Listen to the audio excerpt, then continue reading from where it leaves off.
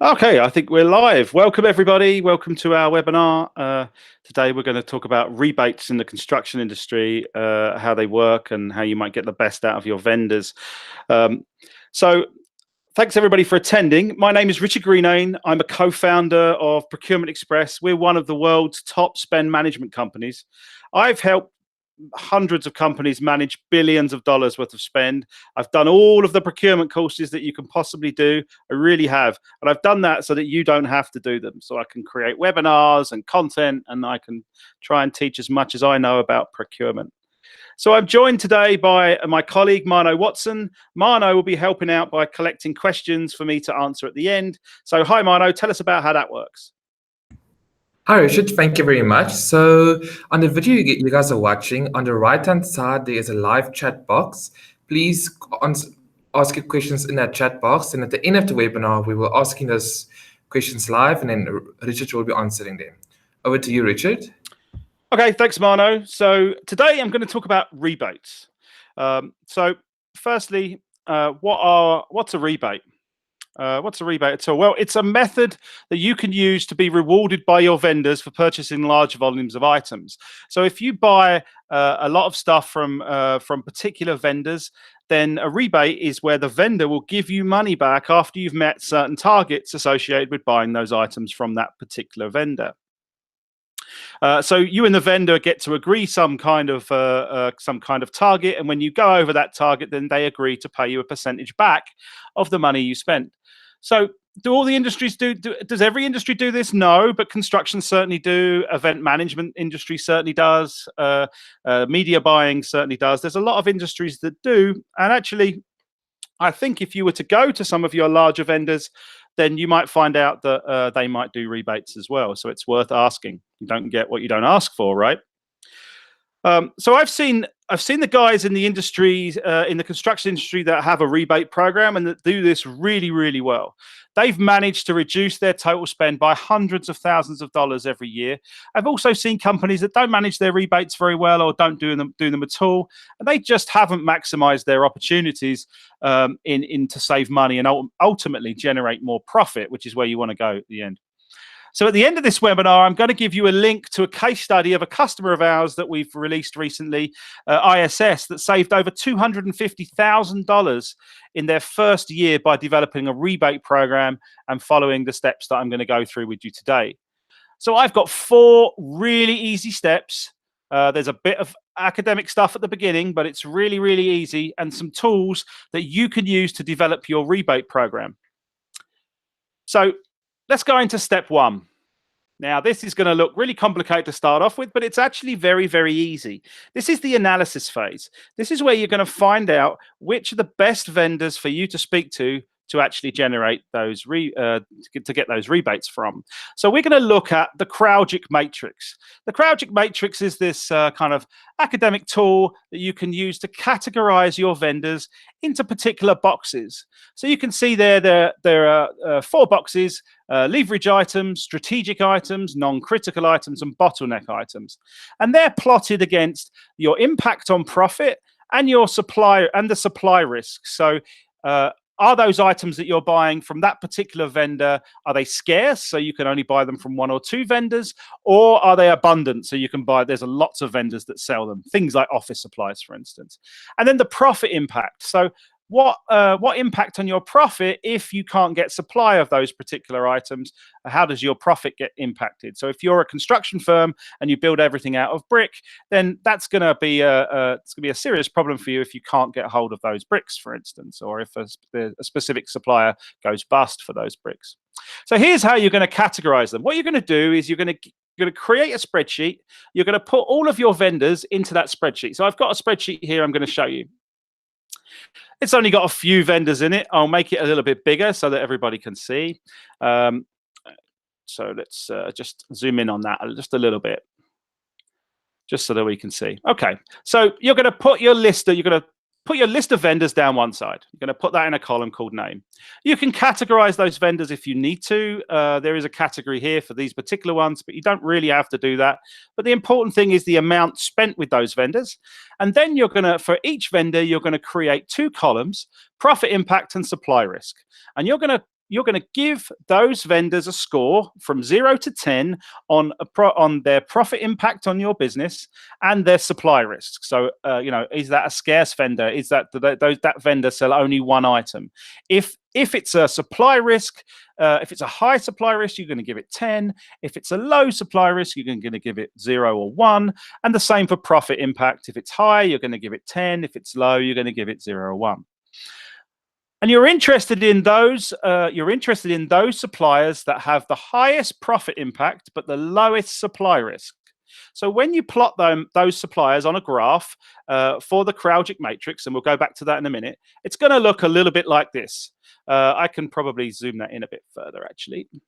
So these are all plotted on a graph of on a Kraljic matrix, and you can see the ones we're interested in the most are the ones that are actually in the leverage items section. So the ones on the top left. So the top left leverage items, they are have a high profit impact and have a very low supply risk. So there's an abundant supply, which means there are lots and lots of competitors associated with that, with those suppliers, and it means that you have the best leverage to go to those suppliers and start talking to them about rebates.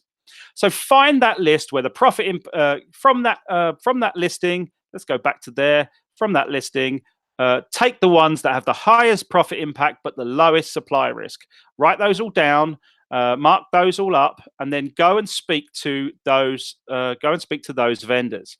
So this is what you're going to do next. This is step 2.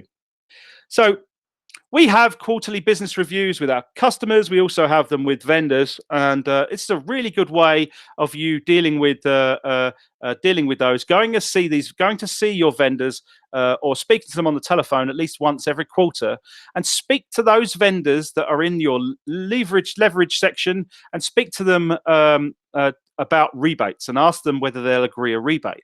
And what you're going to suggest to them is that if you reach a certain volume of items bought or a certain spend of items bought, then they're going to rebate you a certain percentage back once you reach that. And if you set the target in a reasonable way, so that you can meet it, but it's attractive enough for the vendor, then the vendor's going to be able to rebate that money back, and you're going to be able to write a contract on that basis, and they'll be able to rebate that money back. So that's the idea. So those vendors that are in the leverage section, they're the ones that are most likely to be able to offer you those rebates, because that's the section of your vendors that is most competitive. And those vendors are very, very competitive, so they're offering discounts all the time, and they're likely to offer rebates. So agree the rebates with the vendor, and then mark those as preferred suppliers. So this is the next step. This is the third step you're going to do. So you've got your vendor list. You've gone to those vendors. You've asked them about rebates. You've said to them, if I create a certain amount of business volume, will you rebate me a percentage of that back? And if they're interested in keeping your business, then they'll probably say yes. So the next step is to implement. So you have to make sure that those vendors that you've done the deals with become preferred suppliers, and that all of your staff are actually using those suppliers instead of going off to other people. Quite often we see people will go, staff members will go to different suppliers depending on who they like in terms of the ordering process. Oh, I'm going to phone up Joe because I like Joe and I have a chat with him. Joe might work for a particular vendor that isn't your preferred supplier or your preferred vendor. So you have to make sure that your staff are aware of which ones are your preferred vendors and which ones they need to go to all of the time. Now, it doesn't always happen that they can only go to that preferred vendor, because that particular vendor may not sell other products that they're looking for and that they need. And that's okay, as long as they put most of the business through that vendor when they need to. That's the important thing. So a good way to force that is to put that into your procurement system. So if you've got a procurement system like Procurement Express, the good idea is to make sure that those preferred vendors are in that system, and they're marked preferred in some way, so that the users can see that they're the vendors they should be using, or your procurement department can actually see which vendors they should be using. And then also in staff reviews, you can let them know about the impact that having preferred vendors is going to have on the business, and make sure that they understand the concept behind it, so that they're on board with it, and so that they're willing to do what needs to be done in terms of ordering from the right people. Step 4 then, which is the final step, is monitor and manage. So Make sure that you generate reports in your procurement system to show you which users are spending outside of your preferred vendor list, and you talk to them. Give high fives to the people that buy only within the vendor list, and then go and speak to the people. Make sure you speak to those staff that are buying outside of the vendor list. As I said before, it might be that those vendors have to be used because specific vendors have to be used because they're buying particular widgets or particular items that that can't be bought from somewhere else. And so, but if you've got your preferred vendor list from your leverage section in your CrowdStrike matrix, then you'll make sure that, that those things have an abundant supply, and you probably won't get people buying outside of that preferred vendor list. Keep an eye on how much you've spent with each vendor to make sure that you get the rebate. So once you've agreed a deal, that deal with the vendor should be in writing. And once you've agreed that, keep an eye exactly on how much you've spent to make sure you get that rebate. Some vendors will forget about the deals that they've done, and so you won't get that rebate back after all your hard work. But if you've got it in writing and you make sure you keep an eye on it, then you can make sure you request that rebate at the right time when you get that money in, when you spend that volume. So an example of a customer that's done this and has followed these guidelines very well is a company called ISS. They're a facilities management company in Ireland, and they negotiated 5% rebates with all of their leverage vendors. So they're getting 5% back on all of the money they're spending, and they're spending a lot of money because they're buying lots of different products from these guys, and they're hitting those vendor rebate volume targets, and so they're getting their 5% back. They also were able to implement their preferred vendor listings within Procurement Express, and that led to a lot of administration savings as well. And actually, by implementing Procurement Express, they were also able to reduce their administration spend by, I think, almost 1 or 2 people.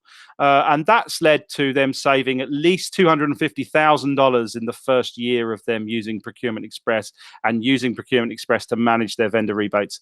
So there's a blog post link in the description of this webinar. Go read it. It talks about how ISS have implemented Procurement Express and how they've managed to save that sort of money. It's well worth a read. So that's the end of my my rebates talk. What I want to do though is I want to say, what's next for you? Like if you're already a customer, great. Thanks for having you on board. We're always look forward to speak to you. And if you have any problems, just reach out to us. If you're not a customer already, if you're looking around for a procurement system, check out our other product videos. They should be in the YouTube channel where you're seeing this. Look at our features and benefits pages. Sign up for a free trial. It's pretty much fully functioning, and we're happy to help you with the setup of just the trial if you need it. Speak to me, get the pricing, get a demo. We can do a one-to-one demo with you, or just call the office and tell us you're here. And there's the office number. So I always promise to give out my my email address at the very end.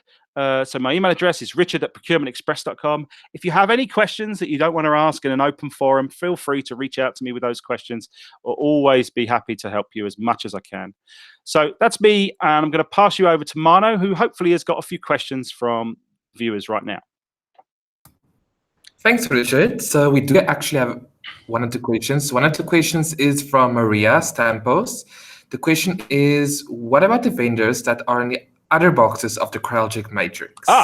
Okay, good question. So I skipped over that a little bit, I must admit. Let's go back to it. So the CrowdStrike matrix allows you to put these vendors into 4 boxes. Now, as I said, for rebates, we only care about the leverage items because they're the ones where they have abundant supplies, where the supplies for those particular products that those suppliers are delivering are abundant. There's lots of competitors in that marketplace. So that's why we want to leverage those suppliers and make sure that we can get the most out of them. Strategic are super important. So strategic customers, they're of a high profit risk and a very high supply risk. So it might be that you're only buying 1 or 2 products from this particular supplier, but that 1 or 2 product would have a detrimental effect to your profit if that supplier went bust or couldn't supply that product anymore. They're the sort of suppliers that you should be developing a strategic relationship with. They're the ones that you should be talking to regularly. They're the ones that you should be, probably doesn't matter so much about actually saving money from them. You just have to make sure that they can provide continuity of supply. So they're the ones that you need to be kind of talking to, building up. If you're a bigger company and they're a smaller company, they might be the sort of supplier that you buy out completely, for instance. Bottleneck items are those, which is the bottom right, are those ones that have a very kind of small profit impact in terms of overall profit of the company, and yet the product might be very scarce. So let's say, for instance, that you're a manufacturer of taps. Taps for kitchens. Well, the washer in those taps, if that's provided by a single supplier, it's very low cost, but it might be a bottleneck item. So it might have a reasonable effect on profit, and the supply risk is high because there's only one or two companies that are able to provide that sort of washer. So non-critical items are things that are more kind of standard. There might be an abundant supply. That might be something like an electricity supplier, where the supply risk is low and the profit risk is low. So those kind of suppliers would be non-critical.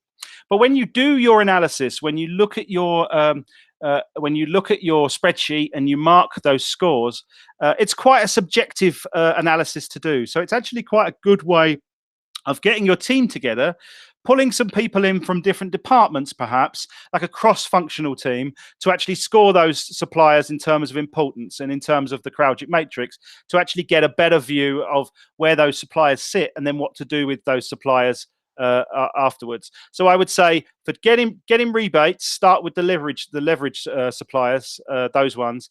For then move on to the strategic ones and make sure that they're kind of well looked after, and then look at bottleneck and then go to non-critical afterwards. They're the ones that you don't care about so much. So start with the leverage ones to get your money back and your rebates. Go to the strategic ones afterwards because they're probably the most important suppliers, and then go around bottlenecks and non-critical. So it's a long answer, but I hope that answered your question. Thanks, Rich. And then Maria is also asking, can your software allow me to enforce my users to use only preferred vendors? Yeah, there are ways that we can do that. There are ways that we can put suppliers against particular departments, for instance, so that people will only see certain suppliers in certain departments. So there's a number of ways to do it, and there's also kind of a less intrusive way of kind of putting the word preferred against the name of the supplier. There's a few kind of methods we have for doing that. Okay. Cool, 100%. And that's all of the questions we have for now. Okay, well, thanks anybody who's watching live, and thanks everybody if you're not watching live, but you can always contact us if you have any further questions. We're always happy to help you. Feel free to reach out to us. All right, that's enough for today, and hopefully we'll see you next week.